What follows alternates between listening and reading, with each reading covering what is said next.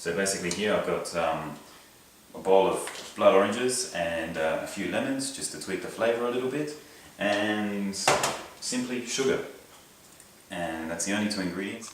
And the object is to peel off the skin without peeling off the pith or the white part. You can see I'm leaving that behind, so there's no white part stuck there. So you can continue all around the fruit to peel off all of the zest, because that's got all the essential oils inside. A vegetable peeler like this gets the same result, whichever's easier for you, just like that. And once I've done that to all of the fruit, I just put that aside. Don't have to weigh it or do anything to it at this stage, so I just put that aside. Later on, what we need to do is basically get all of the juice out of the fruit. And you can do that by using one of these sort of these sort of juicers, which is basically basic home equipment. What I'm going to do, because I'm doing a lot of fruit today, I'm going to peel off the outside fruit. I'm going to use my juicer, which I've got set up just behind me there. And I do that by cutting off the top and the bottom of the fruit, like that, and then cutting down the sides, just giving you the fruit.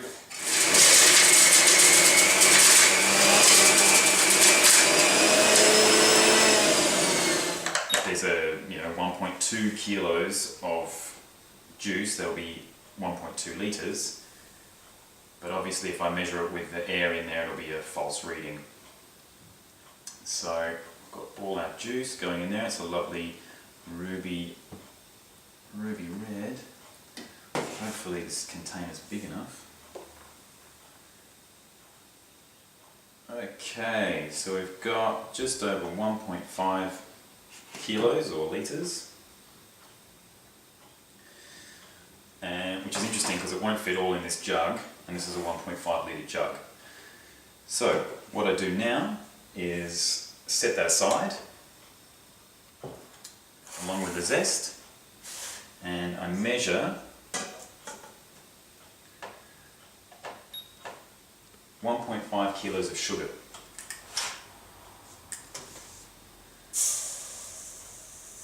Sugar into a pot, into a saucepan.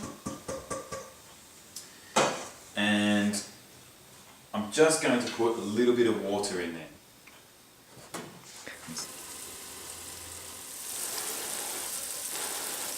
So I've taken the sugar to a quite a strong syrup.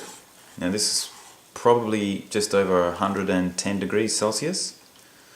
If you've got a thermometer that works, it's always test it off the flame. And be mindful that this is quite hot, even though it's not boiling, it's above boiling temperature. So a great way to test it if you don't have a thermometer is to cool down a little bit of the syrup. Just do that on the spoon, like this, or by blowing on it. Or even putting it onto ice, and basically just gathering a bit with your fingers. You can see, being very careful of course, that this is nearly at what they call softball. And while it's still very, very hot, you stir in all of the zest that we kept before. Alright, stir that in. Don't need to cook it, because the heat of the sugar is going to release all of the oils, and you don't want to reduce it any further. So you let them infuse in there, pushing them all in, and basically let that sit for maybe half an hour, 20 minutes or so. Let it cool down, because after it's reached about 30 or 40 degrees Celsius, we can then add the fresh juice. Now we need to wait for it to cool down, because we don't want the juice to cook. Because as soon as you heat the juice up, it changes the flavour, so you'll lose that fresh taste. Whereas with the zest, we do want to cook it because that'll make the flavour a little rounder, and it will release the essential oils that gives that a big citrus taste. It's the same rules with all citrus. If you want a big citrus taste, the secret is in the skin. So yeah, that's what it looks like. You can see the zest's all curled up. It's all transparent now. It's all fully absorbed all the sugar and cooked out. So now I'm going to add the juice that we measured beforehand into that.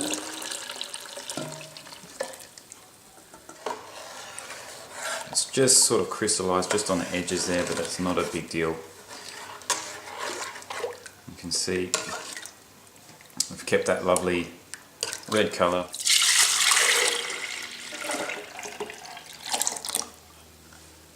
Now you can keep it like that, just the syrup with all the flavours in there, but I like to put the zest back in there. Now as this syrup's made for flavour and not for preservation, there's no preservatives in there or anything, I keep this in the fridge. It won't ferment, but it may grow some mould if you leave it outside at room temperature. But what I've done here is I've put a couple of the bits of zest into a nice little vinegar bottle that I've washed out, just to store it.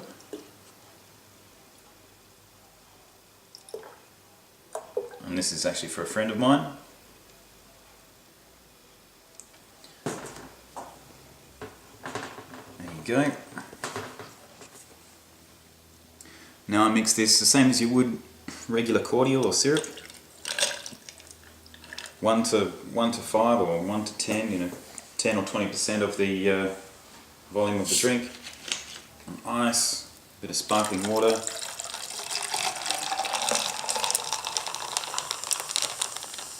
And of course you can adjust it as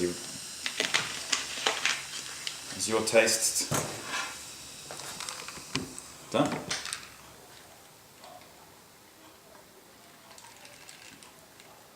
Perfect.